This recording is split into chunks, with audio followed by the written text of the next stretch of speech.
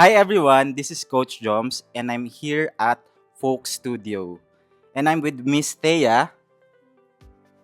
Hi, I'm Althea. I've been teaching Pilates for 15 years. I'm a nurse by profession, and I'm a full certified Stott Pilates instructor, and also I'm a prenatal, postnatal specialist, and a rehabilitative Pilates instructor. So most of my life,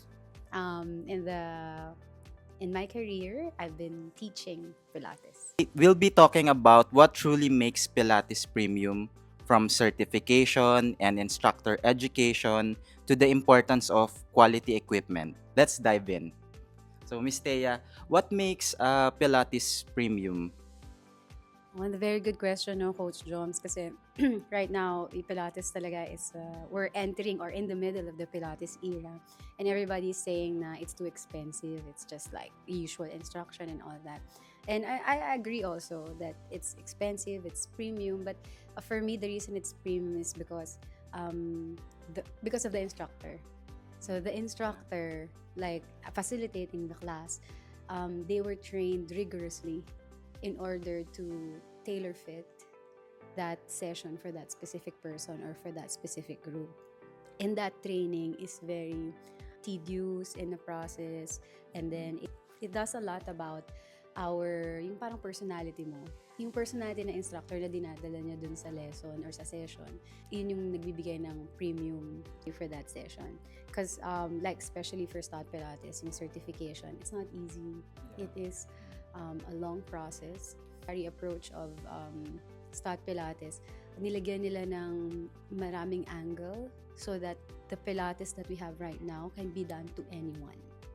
And then the instruction might seem like, oh, inhale, exhale, extend the leg. But in order for an instructor to teach that lesson, marami siyang pinagdaanan. And then yung personality niya socially will be stepping out of their own selves and stepping in for that client is para sa akin what makes Pilates premium. And yung education system also mainly is that Stott Pilates for my certification is internationally recognized. So yung tinuro sa atin, well, we're both certified with Stott, it was tested globally and then constantly adapting. And yung scalability na yon, may price talaga yon. Yung pinag-aralan mo na certification or yung standards na inabot mo matches the global standards.